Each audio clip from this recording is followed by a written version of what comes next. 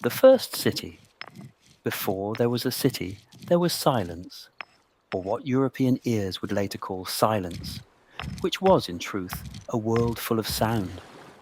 Acorn meal being ground into flat stones, the slap of tule reeds on the water, the cries of birds above a bay so thick with life that its surface seemed to breathe.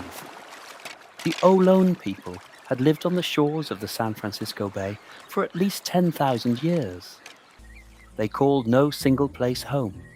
They moved with the seasons, following elk, harvesting shellfish from the tidal flats, burning grasslands deliberately to encourage new growth. The mounds of oyster shells they left behind, middens, archaeologists call them, still exist beneath parking lots and housing developments in Oakland and Marin. The land remembers even when the people above it do not. In 1750, there were perhaps 10,000 Ohlone living around the bay. By 1900, fewer than 200 remained. That collapse is the oldest story of San Francisco, and the one most rarely told. The mission and the lie. The year is 1776.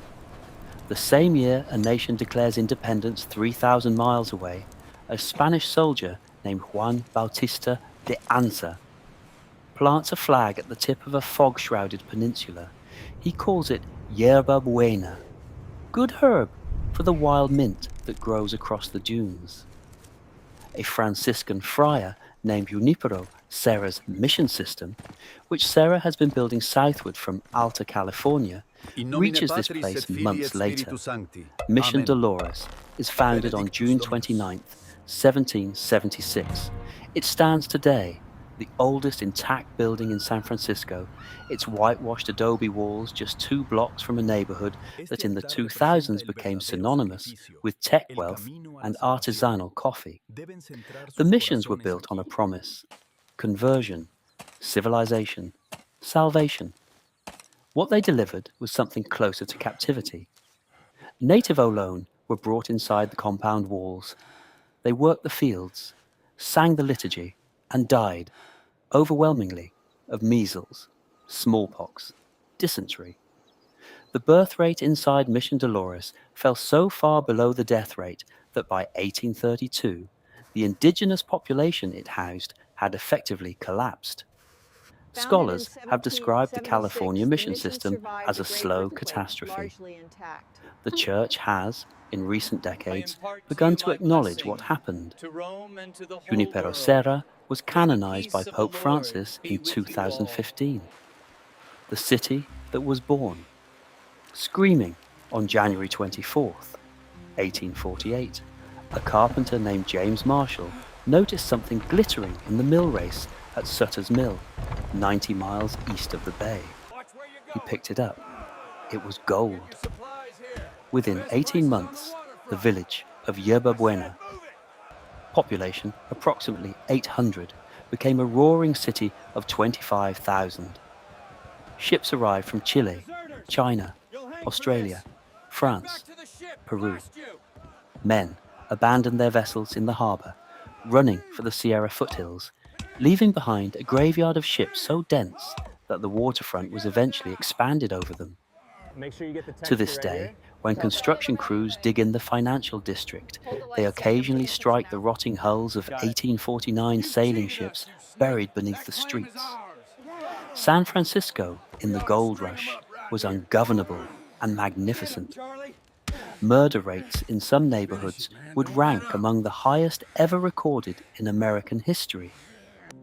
Brothels outnumbered churches. Fortunes were made in a single afternoon and lost by morning. The Chinese immigrants who arrived in the 1850s, called Gamsan Hak, guests of Gold Mountain, built the Transcontinental Railroad, were systematically excluded from citizenship and property, survived riots and arson, and built Chinatown into the oldest in the Americas. It endures today.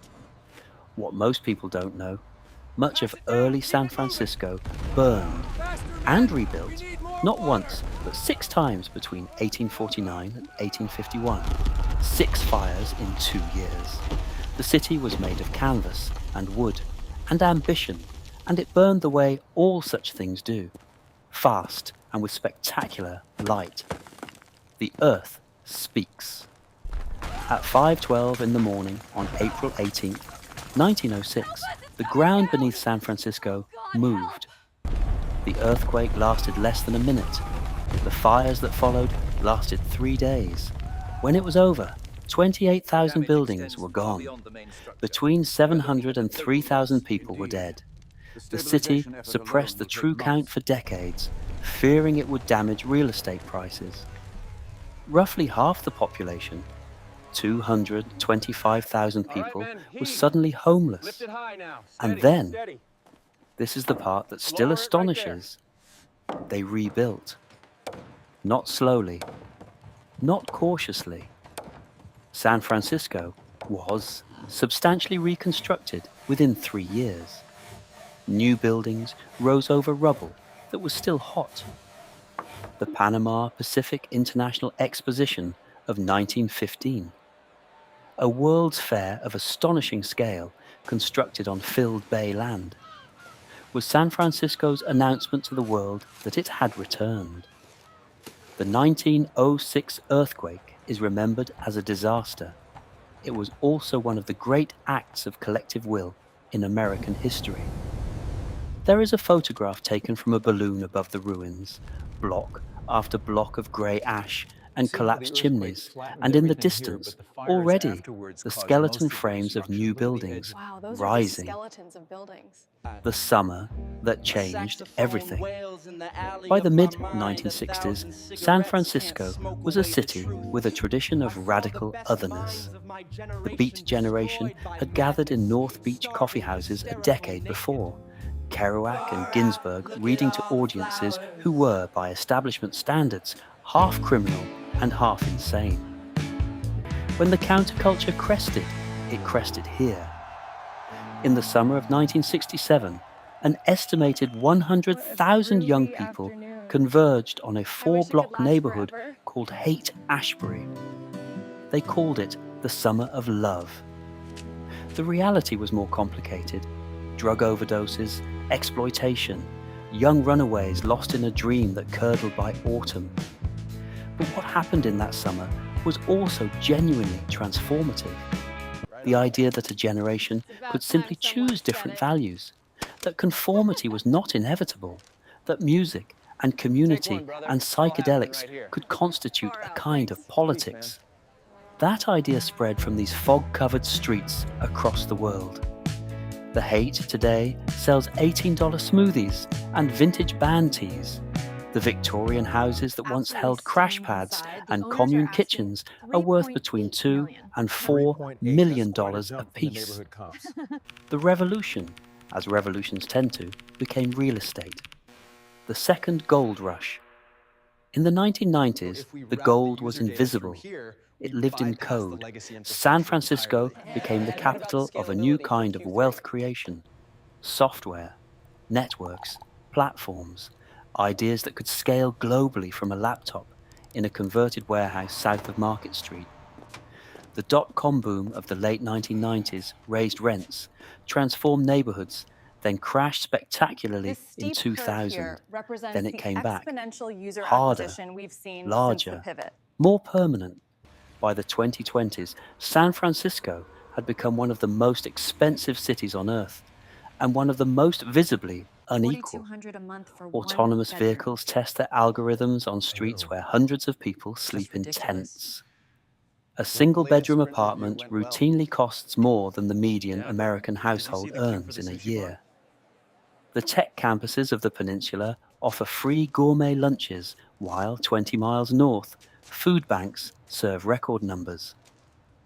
This is not unique to San Francisco, but it is concentrated here with particular intensity, as if the city insists on staging its contradictions in public, in the open, in the fog.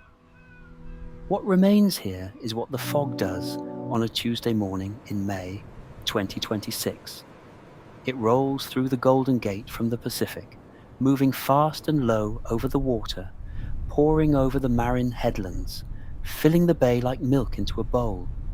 The bridge disappears, the city disappears, and then, slowly, the hills emerge. First Twin Peaks, then the Sutro Tower, then the packed Victorian rows of the Sunset, and the Richmond. The city underneath that fog has been a village, a mission, a boomtown, a ruin, a countercultural dream, and a corporate campus. It has been remade so many times that its original form is almost entirely gone. The Ohlone middens Look at are this. under asphalt. I think The we gold found the rush Roma. ships Are are you under sure? I'm skyscrapers. coming down. The earthquake rubble is under hotels, and yet something persists, something that is neither nostalgia nor delusion. It is the city's chronic belief in itself, its willingness to burn and rebuild, its strange, stubborn insistence that the world as it is cannot possibly be the world as it must be. The fog never leaves. It only retreats until morning, when it comes again.